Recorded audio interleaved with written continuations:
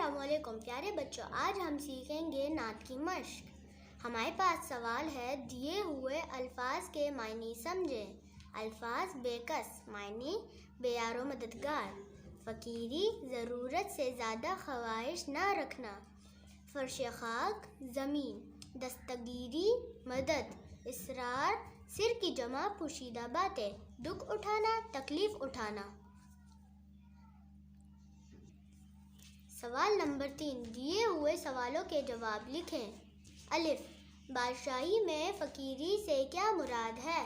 بادشاہی میں فقیری سے یہ مراد ہے کہ آپ صلی اللہ علیہ وسلم کو اللہ تعالیٰ نے تمام جہانوں کا سردار بنایا، مگر آپ صلی اللہ علیہ وسلم نے بہت سادہ زندگی گزاری۔ سوال نمبر 2، فخر آدمیت کا کیا مطلب ہے؟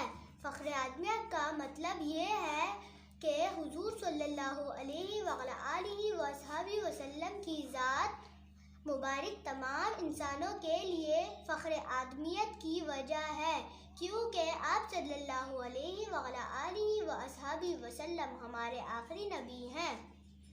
سوال نمبر 3، جو بھوکا رہ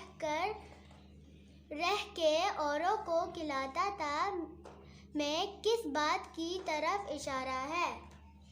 اس بات میں حضور صلی اللہ علیہ وآلہ وصحبہ وسلم کی طرف اشارہ ہے کہ حضور صلی اللہ علیہ وآلہ وصحبہ وسلم غریبوں اور فقیروں کو کھلا کر خود بھوکے رہ جاتے۔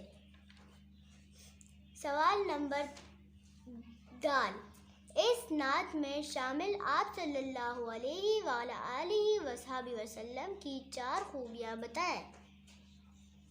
نمبر 1، آپ صلی اللہ علیہ وآلہ وصحبہ وسلم دوسروں کی مدد کرتے۔ آپ صلی اللہ علیہ وآلہ وصحبہ وسلم نے اپنی پوری زندگی سادگی میں گزاری۔ 3، آپ صلی اللہ علیہ وآلہ وصحبہ وسلم امت کے لیے راتوں کو روتے تھے۔ آپ صلی اللہ علیہ وآلہ وصحبہ وسلم معاف فرما دیتے تھے۔ سوال نمبر 5، آپ حضرت محمد رسول اللہ خاتم النبیین صلی اللہ علیہ وآلہ وصحبہ وسلم سے محبت کا علمی اظہار کس طرح کر سکتے ہیں؟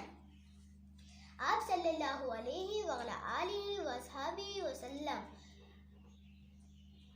سے محبت کے لیے ان کی عزت کریں گے اور آپ صلی اللہ علیہ وآلہ وصحبہ وسلم کی طرح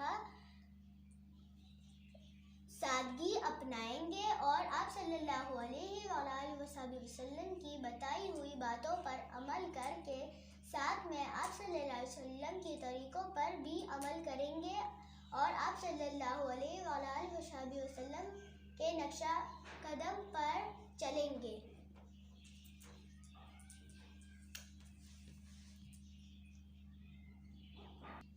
دیے ہوئے جملے غور سے پڑھیں۔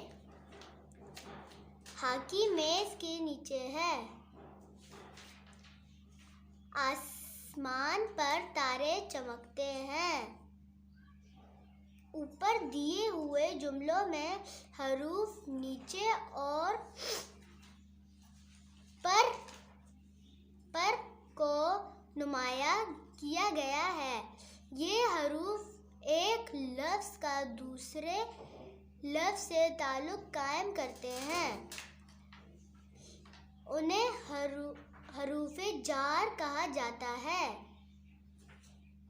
تک، اوپر، نیچے، اندر، باہر، آگے، پیچھے، درمیان، پر، سے وغیرہ حروف جار ہیں۔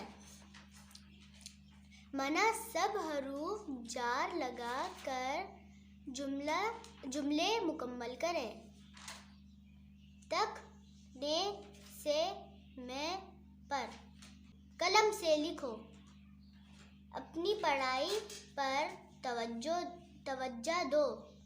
باغ میں رنگ برنگ کی تتلیاں اڑ رہی تھیں۔ میں نے صبح سے شام تک کام کیا۔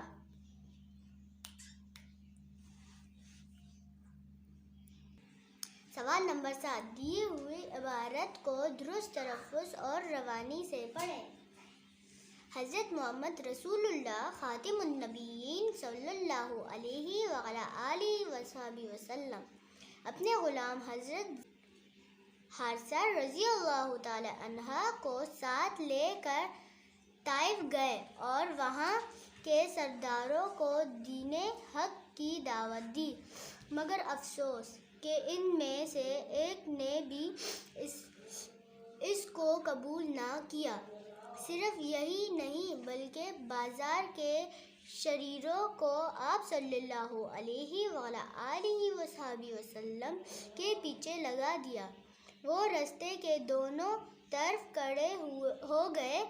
جب آپ صلی اللہ علیہ وعلیٰ آلہ وصحبہ وسلم ادھر سے گزرنے لگے تو وہ آپ صلی اللہ علیہ وعلیٰ آلہ وصحبہ وسلم پر پتھر برسانے لگے، جس سے آپ صلی اللہ علیہ وعلیٰ آلہ وصحبہ وسلم کے پاؤں لہولہان ہو گئے۔ آخر آپ صلی اللہ علیہ وعلیٰ آلہ وصحبہ وسلم نے ایک باغ میں پناہ لی۔ اس وقت آپ صلی اللہ علیہ وعلیٰ آلہ وصحبہ وسلم کے پاس ایک فرشتہ آیا جس نے آپ صلی اللہ علیہ وعلیٰ آلہ وصحبہ وسلم کو خدا کا پیغام سنایا کہ اگر آپ صلی اللہ علیہ وعلیٰ آلہ وصحبہ وسلم کہے تو طائف والوں پر ان پہاڑوں کو دے مارا جائے تاکہ وہ کچل کر رہ جائے۔ آپ صلی اللہ علیہ وعلیٰ آلہ وصحبہ وسلم نے فرمایا، اے اللہ، ایسا نہ کر، شاید ان کی نسل سے کوئی تیرا ماننے والا پیدا ہو۔ سوال نمبر 8، حضرت محمد رسول اللہ خاتم النبیین صلی اللہ علیہ وعلیٰ آلہ وصحبہ وسلم کی سیرت کا کوئی واقعہ لکھیں۔ سوال نمبر 9، بچوں کے رسائل میں سے اپنی اپنی پسند کی ایک نعت